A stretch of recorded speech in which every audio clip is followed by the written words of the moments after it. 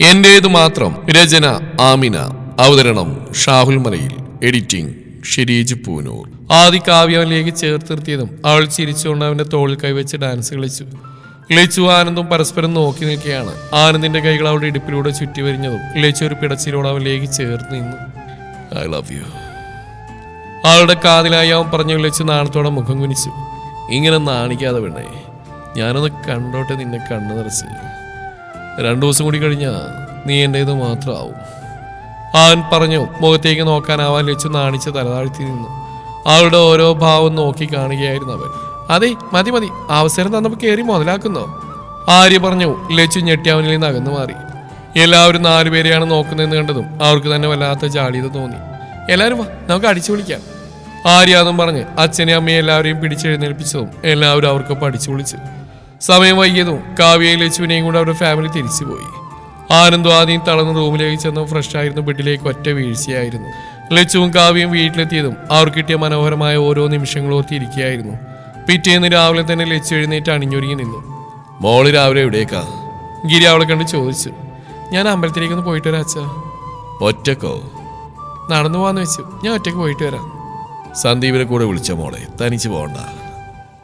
ഏട്ടൻ ക്ഷീണകാലം കിടക്കുക, ഞാൻ പോയിട്ട് വരാം അച്ഛാ. ഇപ്പൊ പേടിക്കാൻ വേണ്ടി ആരുമില്ലല്ലോ, ഞാൻ എപ്പോഴും പോകാറുള്ള വഴിയല്ലേ, അമ്മയോട് പറഞ്ഞേക്ക്. അതും പറഞ്ഞ് ലച്ചു അമ്പലത്തിലേക്ക് ഇറങ്ങി. പോകുന്ന വഴിയിൽ അവൾ ആരെയോ തിരിഞ്ഞു നോക്കി നടന്നുവെങ്കിലും ആരെയും കാണാതെ മുന്നോട്ട് നടന്നു. അമ്പലത്തിന് മുമ്പിലെത്തിയതും പുറത്ത് ബൈക്കിൽ ചാരി നിൽക്കുന്ന ആനന്ദിനെ കണ്ട് അവൾ ചിരിച്ചുകൊണ്ട് ഓടി അവൻ്റെ അടുത്തേക്ക് ചെന്നു. എപ്പോ വന്നു? ഞാൻ കരുതി ഇനി വരില്ലാന്ന്. നീ വിളിച്ചാൽ എനിക്ക് വരാണ്ടിരിക്കാനാവില്ലല്ലോ. അവള് നേരത്തേക്കും പോകുന്നു. ഒറ്റയ്ക്കാണോ വന്ന്? അതെ, വേറെ ആരെയും കൂട്ടാൻ പറ്റില്ലല്ലോ. ഏട്ടൻ തൊഴുതോ? ഇല്ലടോ, നിന്നെയും കാന്ന് നിൽക്കുകയായിരുന്നു ഞാൻ. വാ, ഒന്ന് ചേരാം. അവൻ പറഞ്ഞു. ലച്ചു ചിരിച്ചുകൊണ്ട് അവൻ്റെ ഒപ്പം അകത്തേക്ക് കയറി. വിഗ്രഹത്തിന് മുമ്പിലെത്തിയതും അവർ പരസ്പരം നോക്കിയിട്ട് ദേവിയെ നോക്കി കണ്ണുകളടച്ച് പ്രാർത്ഥിച്ചു. എന്നെ എല്ലാ പ്രതിസന്ധികളിൽ നിന്ന് രക്ഷിച്ച നീയാണ്. എൻ്റെ ജീവിതത്തിലുണ്ടായ സന്തോഷമെല്ലാം നിൻ്റെ അനുഗ്രഹം. ഇപ്പം ആ കൂടി എനിക്ക് നിന്നോട് പറയാനൊന്നേ ഉള്ളൂ. എൻ്റെ ഏട്ടൻ ഇന്ന് എനിക്കൊപ്പം തന്നെ ഉണ്ടാവണം. മരണം കൊണ്ടല്ലാതെ ഞങ്ങളെ പിരിക്കരുത്. പുതിയ ജീവിതത്തിൽ ദേവിയുടെ എല്ലാ അനുഗ്രഹവും ഞങ്ങൾക്കുണ്ടാവണം. പിന്നെ എൻ്റെ ഏട്ടൻ്റെ മനസ്സ് മാറണം. ഏട്ടൻ്റെ ജീവിതത്തിലൊരു സന്തോഷം ഉണ്ടാവണം. അതിന് എത്രയും വേഗം ഏട്ടൻ്റെ വിവാഹം നടക്കണം. അതിന് നിന്റെ സഹായം എനിക്ക് വേണം, കൈവിടരുത്. ആൾ കണ്ണടച്ച് പ്രാർത്ഥിച്ചു കഴിഞ്ഞ് കണ്ണു തുറന്നു. ആനന്ദ് അവളെ തന്നെ നോക്കി നിൽക്കുകയാണ്. അമ്പലാണ് ഏട്ടാ, പ്രാർത്ഥിക്ക് നന്നായി. ലച്ചു അവനെ കണ്ണുരുട്ടി നോക്കിക്കൊണ്ട് പറഞ്ഞു. എൻ്റേത് എപ്പോഴേ കഴിഞ്ഞു. നിനക്ക് ഇത്രയും എന്താ പറയാനെന്ന് ആലോചിക്കായിരുന്നു ഞാൻ. അത് ഞങ്ങൾ തമ്മിലുള്ള സീക്രട്ടാ. ലച്ചു അതും പറഞ്ഞ് ദേവിയെ നോക്കി ഒന്നുകൂടി തൊഴുതു. അവനും തൊഴുതു. വിവാഹം മംഗളായിട്ട് നടക്കും. ദേവിയുടെ എല്ലാ അനുഗ്രഹവും നിങ്ങൾക്ക് ഉണ്ടാവും. അതും പറഞ്ഞ് പൂജാരി പ്രസാദം കൊടുത്തു. ആ കേട്ട് രണ്ടുപേരും ചിരിച്ചു. ഇന്നെന്താ പരിപാടി? പുറത്തേക്ക് നടന്ന് അമ്പലത്തിന്റെ മതിൽ കെട്ടിരുന്നുകൊണ്ട് ആനന്ദ് ചോദിച്ചു. എല്ലാ അച്ഛനും ഏട്ടനും കൂടിയാ പ്ലാനിങ്. എനിക്കവിടെ റോളൊന്നുമില്ല. ഇന്നൊരു ദിവസം കൂടി കഴിഞ്ഞാൽ നമ്മുടെ വിവാഹം. ഈ അവസരത്തിൽ എന്നോട് നിനക്കൊന്നും പറയാനില്ലേ? ആനന്ദ് അവൾ അടുത്തേക്ക് പിടിച്ചെടുത്തിക്കൊണ്ട് ചോദിച്ചു. അവൾ അവനെ തള്ളി മാറ്റി. അമ്പലാണ്, മറക്കണ്ട കേട്ടോ. പറയാനുള്ളതൊക്കെ ഞാൻ സമയമാകുമ്പോൾ പറഞ്ഞോളാം. ഏട്ടൻ പോകാൻ നോക്കി. എന്നോട് ചൂടാൻ എന്തൊരു ഉത്സാഹം. ഞാൻ പോയിട്ട് ആരെങ്കിലും വായി നോക്കാനാണ് റെഡി. ഇന്നൊരു ദിവസം കൂടിയല്ലേ എന്നെ ആരെങ്കിലുമൊക്കെ നോക്കൂ. നാളെ മുതൽ ആരും നോക്കില്ലല്ലോ. ലച്ചു വിഷമം അഭിനയിച്ച് പറഞ്ഞു. നിന്റെ മനസ്സിലിരിപ്പ് കൊള്ളാം, പക്ഷെ നിന്നെ ആരും നോക്കില്ല. കാരണം ഒരു വട്ടം കെട്ടിയ പെണ്ണിനെ ആരും നോക്കാനാ? ഞാനായതുകൊണ്ട് ഭാഗ്യം. അവൻ പറഞ്ഞ ലച്ചു കലിപ്പിലവൻ്റെ വയറ്റിട്ടൊന്ന് കൊടുത്തു.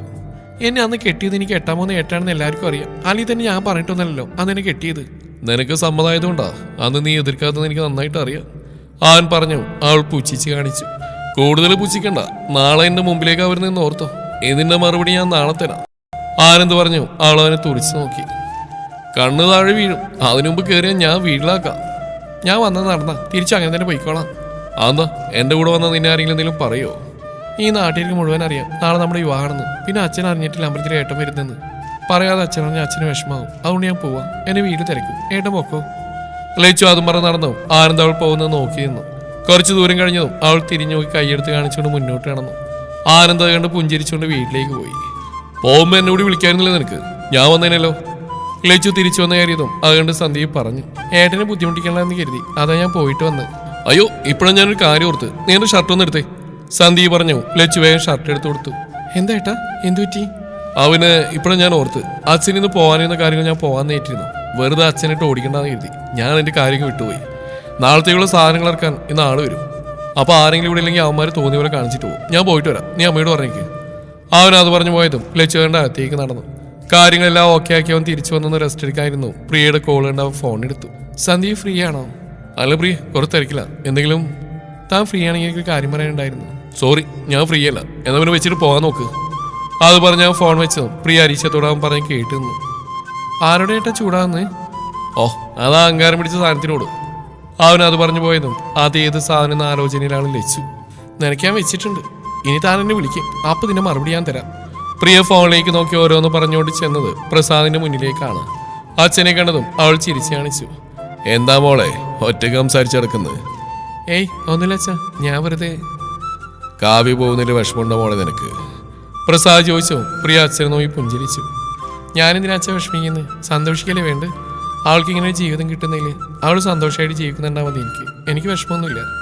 പ്രിയ അത് പറഞ്ഞ് പുഞ്ചിരിച്ചുകൊണ്ട് അവിടുന്ന് പോയി. പ്രിയ നേരെ ചെന്ന് കാവ്യയുടെ അടുത്തേക്കാണ്. ഒരുങ്ങുന്ന കാവ്യയെ കണ്ടതും പ്രിയ പുറകിലൂടെ ചെന്ന് അവളെ കെട്ടിപ്പിടിച്ചു.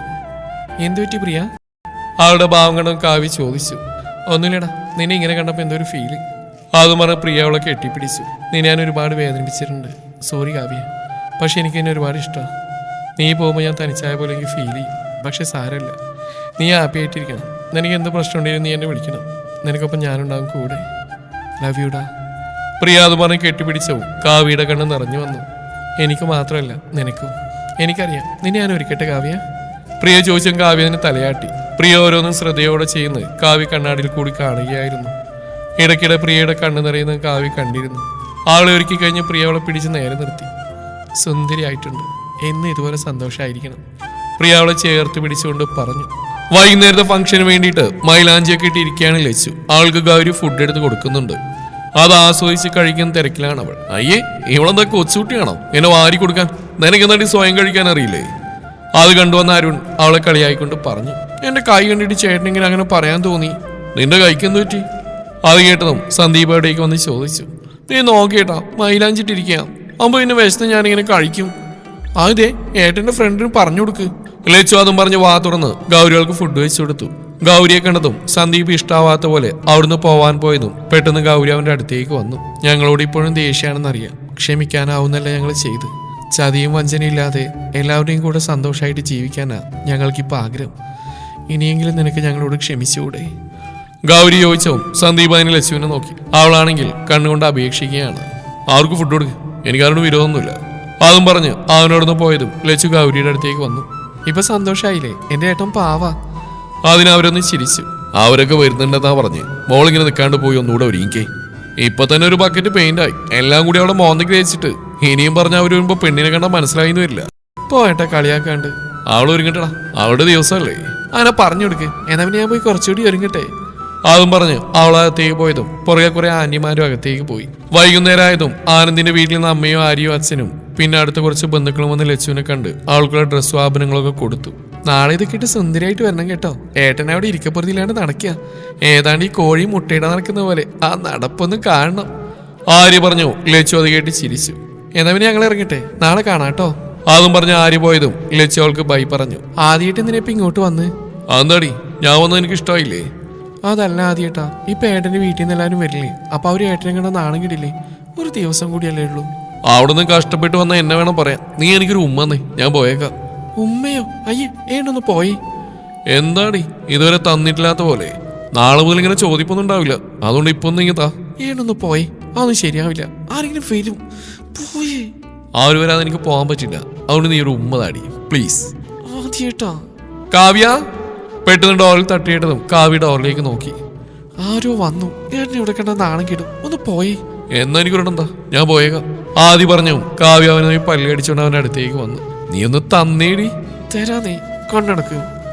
എന്തോ ഉള്ളിൽ കരുതിയ പോലെ അവൾ ചിരിച്ചുകൊണ്ട് പറഞ്ഞു. അവൻ കണ്ണടച്ച് പിടിച്ചു. പെട്ടെന്ന് പുറത്തേക്ക് പിടിച്ച ഒറ്റ തള്ളു. ആദ്യം ഞെട്ടി കണ്ണു തുറന്നും അവൾ ബാൽക്കണി വഴി ഗെറ്റൗട്ടടിച്ചതാണ്. എടി ദുഷ്ടേ. ഏട്ടൻ പോവാൻ നോക്ക്. 2 ദിവസം എന്നെ പറ്റിച്ച് എനിക്ക് നല്ലോണം ഓർമ്മയുണ്ട്, അതുകൊണ്ട് അതങ്ങ് മനസ്സിൽ വെച്ചേക്ക്. കാവ്യ പറഞ്ഞു. വേണ്ടായിരുന്നു എന്ന ഭാവത്തിൽ ആദ്യ ദയനീയമായി നോക്കി. അപ്പോഴേക്കും കാവ്യ കർട്ടൻ നീക്കിയിട്ട് പോയി ഡോറ് തുറന്നു. നീ ഇതാകത്ത് എന്തെടുക്കുക? അവരൊക്കെ വന്നു, ഇങ്ങോട്ട് വന്നേ. പ്രിയ അതും പറഞ്ഞ് അവളെയും കൊണ്ട് താഴേക്ക് പോയി. ആദ്യം എല്ലാവരും അകത്തേക്ക് പോയ സമയം നോക്കി കാറിന്റെ ഡിക്കിൽ കയറിയിരുന്നു. നടക്കാനൊന്നും വയ്യാന്നേ, അതുകൊണ്ട്. ആനന്ദാണെങ്കിൽ എല്ലാവരും പോയ വിഷമത്തിൽ ആദ്യം നോക്കി വന്നു. അവനെ കാണാതെ വീട് മുഴുവൻ അരിച്ചു പെറുക്കി. ഇവനിത് എവിടെ പോയി? ഒന്നുകൂടി അവന്റെ മുറി മുഴുവൻ നോക്കി ആനന്ദ് ഫോൺ എടുത്ത് കോൾ ചെയ്തും ആദ്യം കോൾ കട്ടാക്കി. ഇവനിത് പെട്ടെന്ന് എവിടെ പോയതാ? ആനന്ദ് അതും പറഞ്ഞ് വീണ്ടും കോൾ ചെയ്തെങ്കിലും ആദ്യം വീണ്ടും കട്ടക്കാണ്. ഇവന്റെ കാര്യം തിണ്ടി എന്തിനാ കിടന്ന് വിളിക്കുന്നത്? ആദ്യം ഫോണിലേക്ക് നോക്കിക്കൊണ്ടായ സൈലന്റാക്കി തിരിച്ച് കോൾ ചെയ്തു. എടാ ആദ്യം നീ ഇതെവിടെയാ? ഡിക്കിയിലാ. അതെപ്പോഴാണ് നീ ഇടുക്കി പോയത്? ആരോടും പറയാതെ. നാളെ കല്യാണല്ലേടാ. പോടോ പ്രാന്തം, ഞാൻ ഡിക്കിയിലെന്നാ പറഞ്ഞേ. ആരുടെ ഡിക്കിയില്? ഓ, നമ്മളെ വണ്ടിയുടെ. നമ്മുടെയോ?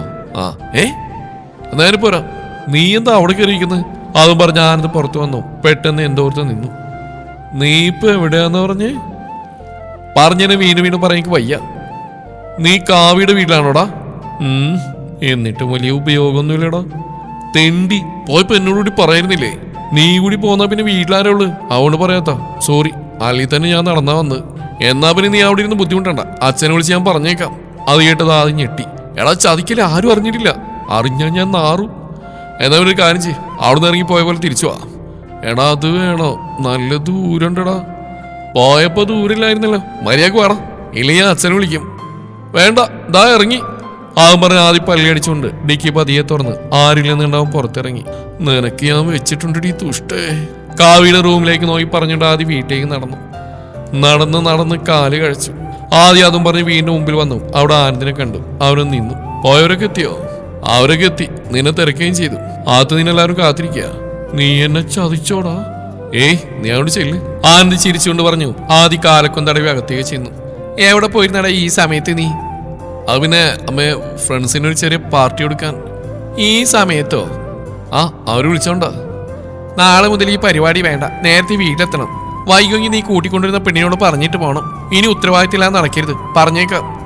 അമ്മയെന്ന് അമർത്തി മൂളിക്കൊണ്ട് പറഞ്ഞു. അത് കേട്ടത് അവൻ തലകുലുക്കി റൂമിലേക്ക് ചെന്നു.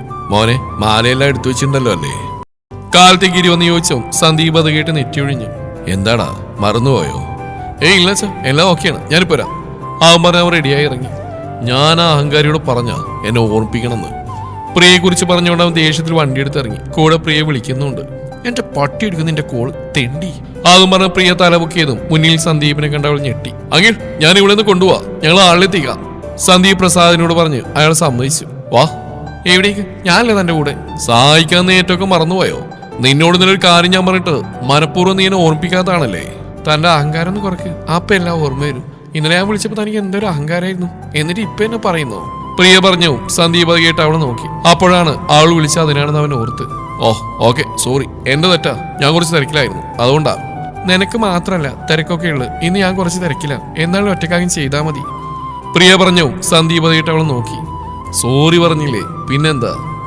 നിന്റെ കാല് പിടിക്കേണ്ട ആവശ്യമൊന്നും എനിക്കില്ല. അതും പറഞ്ഞ് അവൻ ഇറങ്ങാൻ പോയതും പ്രിയ അവന്റെ മുമ്പിൽ ചെന്ന് നിന്നു. നീ വിളിച്ചോണ്ടല്ല, ലച്ചുനെയും കാവ്യ ഓർത്താ. അവൻ പറഞ്ഞ അവൾ ഫ്രണ്ടിൽ കയറിയിരുന്നു. അവൻ പല്ലടിച്ചുകൊണ്ട് വണ്ടി എടുത്തു. അമ്മേ, എങ്ങനെയുണ്ട്? ലച്ചു യുവാവേഷത്തിൽ ഒരുങ്ങി ഗിരിക്കുരാദിക്കും മുമ്പിൽ നിന്നും അവരുടെ കണ്ണുകൾ സന്തോഷം കൊണ്ട് നിറഞ്ഞു. ഗൗരിയുടെ മനസ്സിലാ നേരം കാർത്തികിന്റെ യുവാത്തിൽ ദിവസം ലച്ചുവിന്റെ മുഖത്തുണ്ടായിരുന്ന അവസ്ഥയോർത്ത് വേദന തോന്നി. അച്ഛന്റെ കുട്ടി സുന്ദരിയായിട്ടുണ്ട്. നിന്നെ ഇങ്ങനെയൊന്ന് കണ്ണുകറച്ച് കാണാൻ എന്തുമാത്രം ആഗ്രഹം ഉണ്ടായിരുന്നു എന്നോ? ഗിരി അവളെ ചേർത്ത് പിടിച്ച് നെറ്റിയിൽ ചുണ്ടിയേർത്ത് പറഞ്ഞു. മോളെ എന്നും സന്തോഷമായിരിക്കണം. ഈ ചിരി എന്നും നിന്റെ മുഖത്തുണ്ടാവണം. ഏതൊരച്ഛന്റെ ആഗ്രഹം പെൺമക്കളെ സുരക്ഷിതമായ കൈകളിൽ ഏൽപ്പിക്കുമ്പോൾ അവർക്കുണ്ടാകുന്ന സമാധാനം. ഇന്ന് അച്ഛനും ആ അവസ്ഥയിലൂടെ കടന്നു പോകുന്നുണ്ട്. നിനക്ക് കിട്ടിയ ജീവിതോർത്ത് അച്ഛന് ഒരുപാട് സന്തോഷമുണ്ട്. ദൈവത്തിനോട് എത്ര നന്ദി പറഞ്ഞാലും അതിന് പകരാവില്ല. എല്ലാം മോളുടെ അച്ഛൻ്റെ അമ്മയുടെയും പ്രാർത്ഥന കൂടിയാവും. അവരുടെ അനുഗ്രഹം കൂടി മനസ്സുകൊണ്ട് വാങ്ങി വേണം മോള് മണ്ഡപത്തിൽ കയറാൻ. രാധിക പതിഞ്ഞ സ്വരത്തിൽ അവരുടെ കാതിൽ പറഞ്ഞു. ലച്ചു അത് കേട്ട് പുഞ്ചിരിച്ചു. ആദ്യം എനിക്ക് എന്റെ മുമ്പിൽ നിൽക്കുന്ന എന്നെ സ്നേഹിച്ചു വളർത്തിയ ഇതുവരെ എത്തിച്ച നിങ്ങളുടെ അനുഗ്രഹം എനിക്ക് വേണ്ടത്. ലച്ചു അത് പറഞ്ഞു. ഗിരിയുടെ രാധികയുടെ കാലിൽ തൊട്ട് അനുഗ്രഹം മേടിച്ചു. ഒപ്പം അടുത്ത് നിന്ന് മുതിർന്നവരുടെയും. ഏട്ടനെവിടെ അച്ഛാ? എന്നെ ഇങ്ങനെ കാണാൻ എന്റെ ഏട്ടനെ ഒരുപാട് ആഗ്രഹിച്ചതാ. അവനിവിടെ ഇല്ല, എന്തോ കാര്യത്തിന് പുറത്തു പോയതാ. മണ്ഡപത്തിൽ എത്തിയേക്കാന്ന് പറഞ്ഞിട്ടാ പോയത്. ആഹാ, അത് കൊള്ളാം. എന്നെ കാണാൻ ഏട്ടൻ പോയെന്നോ? ലച്ചു വിഷമത്തോടെ ചോദിച്ചു. ഒരു കല്യാണമാവുമ്പോ ആവശ്യങ്ങളൊക്കെ ഒരുപാട് വല്ലേ മോളെ. എല്ലാവരും സ്വയം ഏറ്റെടുത്തല്ലേ. എന്തെങ്കിലും അത്യാവശ്യത്തിന് കൊണ്ടുപോയതാവും. മോള് വിഷമിക്കണ്ട, അവിടെ എത്തിയിട്ട് കാണാം. ഗിരി പറഞ്ഞു. ലച്ചു അതിനൊന്ന് മൂളി. ഞങ്ങൾ നേരത്തെ ഇറങ്ങുക, നിങ്ങൾ സമയം പോലെ എത്തിയേക്കണം, എല്ലാം നോക്കിക്കോണം. ശങ്കരനെയും ഗൗരിയെ ഏൽപ്പിച്ച് ഗിരിയും രാധികയും ലച്ചുവിനെയും കൊണ്ട് ഇറങ്ങി. നേരെ പോയത് അവളുടെ വീട്ടിലേക്കാണ്. അവിടെ എത്തി അവളുടെ സ്വന്തം അച്ഛൻ്റെ അമ്മയുടെ മുമ്പിൽ അവൾ കൈകൂപ്പി എന്ന് പ്രാർത്ഥിച്ച് അനുഗ്രഹം വാങ്ങി. നേരെ അവിടുന്ന് ഹാളിലേക്ക് പോയി. ഹാളിൽ എത്തിയതും വിളിച്ചവരെല്ലാം ഏകദേശം എത്തിയിരുന്നു. രാധിക അവളെയും കൊണ്ട് ഡ്രസ്സിംഗ് റൂമിലേക്ക് പോയി. ലച്ചു അവിടെ എത്തി സന്ദീപിനെ നോക്കിയെങ്കിലും അവൻ അവിടെയെങ്കിലും കണ്ടില്ല. പ്രിയ എവിടെ പോയതാ? എന്നെ ഒരുക്കുന്ന അവളാണെന്നല്ല പറഞ്ഞിട്ട് അവളെവിടെ? നീ ഇതുവരെ ഒരുങ്ങിയില്ലേ മോളെ? പ്രിയ ലച്ചുവിന്റെ ചേട്ടന്റെ കൂടെ അത്യാവശ്യമായിട്ട് പോയതാ. സമയം എടുത്തല്ലോ. മോള് റൂമിലേക്ക് ചെല്ല്, ഞാൻ വേറെ ആളായിക്കാം. പ്രസാദ് പറഞ്ഞു. കാവ്യ കേട്ട് റൂമിലേക്ക് പോയി. എന്നാലും എന്നോട് പറയാതെ അവൾക്ക് എങ്ങനെ പോകാൻ തോന്നി? കാവ്യ ആ ചിന്തയിലായിരുന്നു. മോളെ കഴിഞ്ഞു കേട്ടോ, ബ്യൂട്ടീഷ്യൻ പറഞ്ഞു. കാവ്യ സ്വയം ഒന്ന് നോക്കി പുഞ്ചിരിച്ചു. ആൾ റെഡിയായതും അവരും കാവ്യയെ കൊണ്ട് ഹാളിലേക്ക് പോയി. തുടരും ഈ കഥയുടെ ബാക്കി ഭാഗം നാളെ ഇതേ സമയം.